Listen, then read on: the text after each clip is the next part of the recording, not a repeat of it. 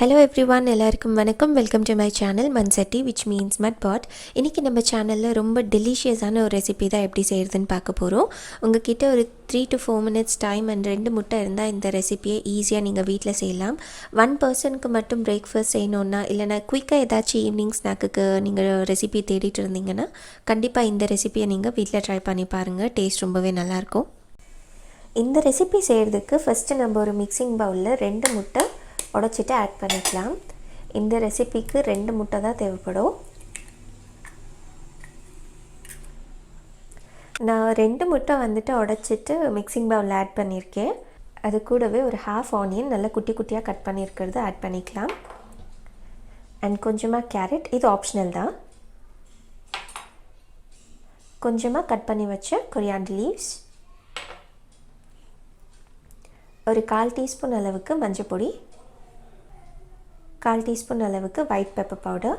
உங்கள்கிட்ட black pepper powder இருந்தாலும் நீங்கள் இதுக்கு ஆட் பண்ணிக்கலாம். இதுக்கு தேவையான அளவுக்கு உப்பு அண்ட் கொஞ்சமாக சில்லி ஃப்ளேக்ஸ், ஒரு 1/4 டீஸ்பூன் அளவுக்கு. இப்போது இது எல்லாத்தையும் சேர்த்து நம்ம நல்லா மிக்ஸ் பண்ணி எடுத்துக்கலாம். இது ஆக்சுவலி ரொம்ப ஈஸியான ரெசிபி. 2 to 3 மினிட்ஸ்க்குள்ளே நீங்கள் ஈஸியாக வீட்டில் செஞ்சிடலாம்.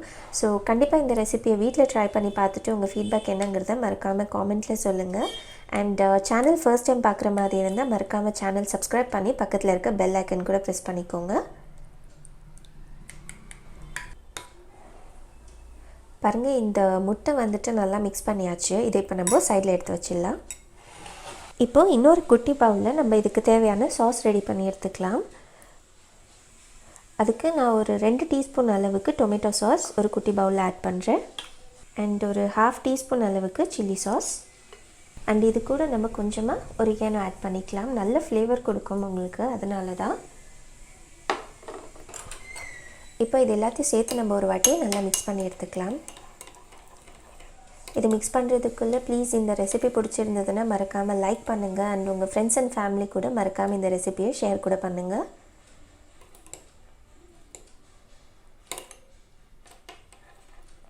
பாருங்கள், இந்த சாஸ் சூப்பராக ரெடி ஆகிடுச்சு. இதையும் நம்ம இப்போது சைடில் எடுத்து வச்சிடலாம். தவா நல்லா காஞ்சிடுச்சு எண்ணெய் அப்ளை பண்ணதுக்கப்புறமா. இப்போ இதில் நம்ம ரெடி பண்ணி வச்சு அந்த முட்டை மிக்ஸ் ஊற்றிக்கலாம்.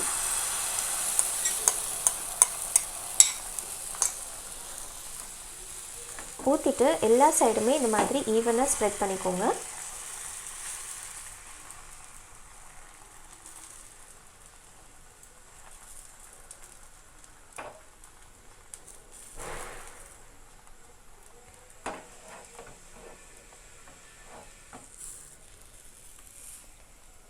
இது இப்போது 1 நிமிஷம் அப்படியே வேகட்டும். இது இப்போ திருப்பி போட முடியாது நம்மளால். ஸோ 1 நிமிஷம் அப்படியே வேக வச்சுக்கலாம். இது ஒரு சைடு நல்லா வெந்துடுச்சு. இது இப்போ நம்ம இன்னொரு சைடு திருப்பி போட்டு நல்லா வேக வச்சுக்கலாம்.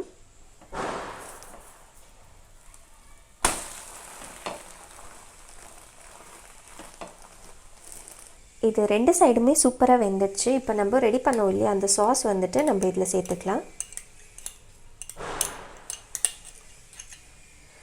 இதை நம்ம இப்போது ஈவனாக ஸ்ப்ரெட் பண்ணிக்கணும்.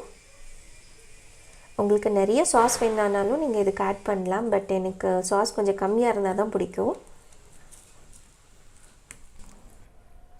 பாருங்கள், ஃபுல்லாக சாஸ் சூப்பராக அப்ளை பண்ணியாச்சு. நான் ஈவனாக அப்ளை பண்ணியிருக்கேன், எல்லா கார்னர்ஸ்லையும் டச் ஆகிற மாதிரி. இப்போ நம்ம இதை ரோல் பண்ணி எடுத்துக்கலாம்.